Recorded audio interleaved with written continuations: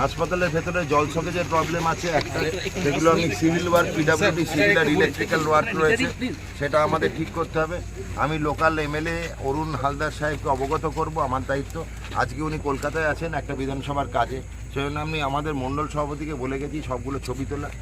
বিএমওই সাহেবকে বলা হয়েছে যে এখানে সেগুলো ভেতর থেকে ছবি করে ফাইল রিমুভ করা। পুরো হাসপাতাল এখানে যেখানে যেখানে শোকেজের অসুবিধা আছে সেগুলো ঠিক করা হবে। যেখানে যেখানে আমাদের মনে হয়েছে যে পরিষ্কার পরিচ্ছন্নতার অভাব আছে সেগুলো কি করতে হবে বলেছি।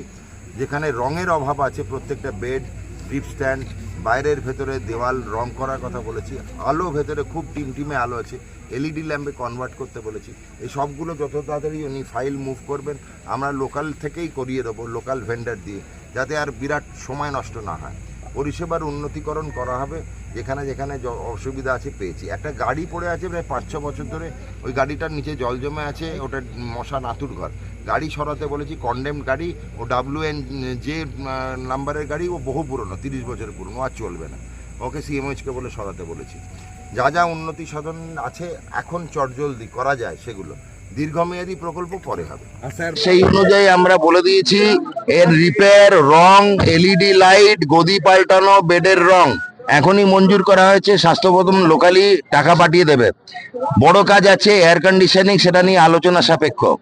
3 নম্বর বড় কাজ এমএলএ সাহেব সুপারিশ করেছেন এটাকে আপগ্রেড করা গ্রামীণ হাসপাতালে। সেটা এই আর্থিক বছরে সম্ভব নয়, কেন বাজেট তৈরি হয়ে রয়েছে, আর আমরা মাত্র 8 মাসের বাজেট পেয়েছি। পরের বার সামনের বছর ফেব্রুয়ারি মাসে আমি বিধায়ককে বলা আছে, বিধায়ক সাহেব আরেকবার সুপারিশটা জমা দেবেন, আমরা ওটা আপগ্রেডেশনের কথা তখন ভাববো।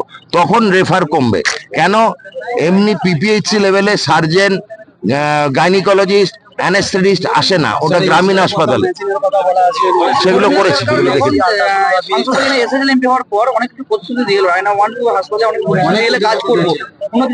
না। এখন দেখুন হয় কিনা, এখানে স্বাস্থ্যমন্ত্রী আগের এসেছিলেন, মমতা বন্দ্যোপাধ্যায় এসেছিলেন, তো আমরা তো সরেজমিনে দেখে গেলাম, নোট করলাম। ঠিক আছে, আবারও আসবো, এটা আমার পরিবার, আমার দায়িত্ব।